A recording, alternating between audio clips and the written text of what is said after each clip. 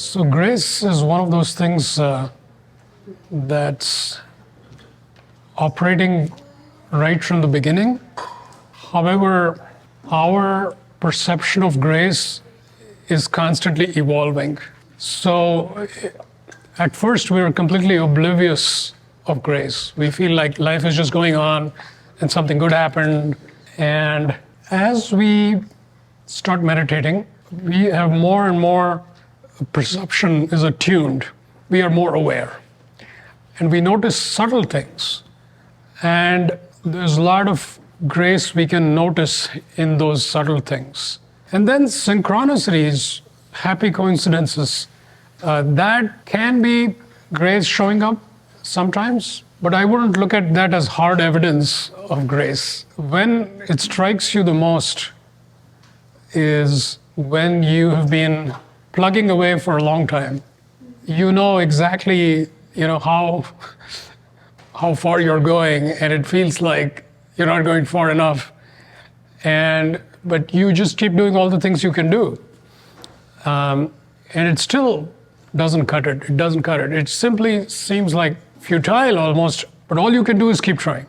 And then when grace bestows something big, you can immediately tell, because by that time you have been pulverized by your constant efforts and constant failures have really made you so soft and humble and receptive.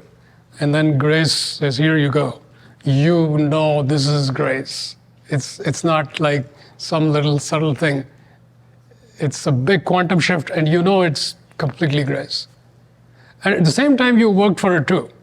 So that's the paradox. It's not like you didn't do anything. I mean, you certainly did a lot, but then that's not necessarily sufficient. So grace steps in.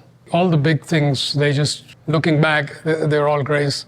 I think we can, of course, then people try to figure out, how can I receive grace in a bigger way?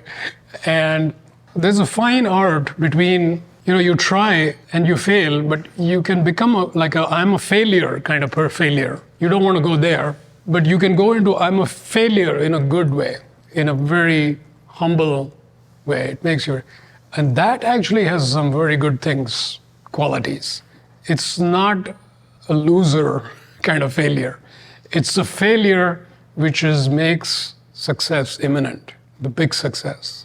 So that failure, we need to learn how to go there without getting negative psychological stuff in the way.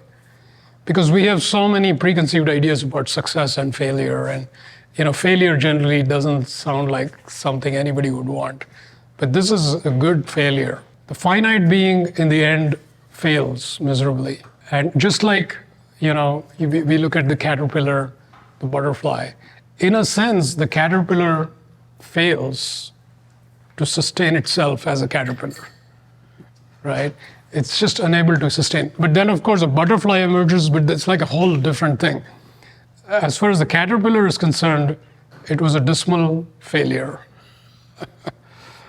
So it's kind of like that. The thing that has to fail, it's a good thing. That thing is never going to succeed anyway. So grace also plays into that. Some factors which we cannot name or easily describe, but they can be things like certain other elements, high consciousness elements, also influencing and increasing the probability of grace. So that can also be a factor.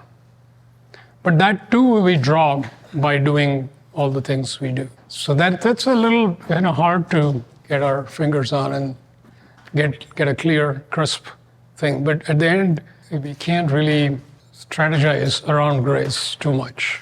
We can become highly available, but we can't strategize. When you choose light, life becomes increasingly joyful, purposeful, and inspired.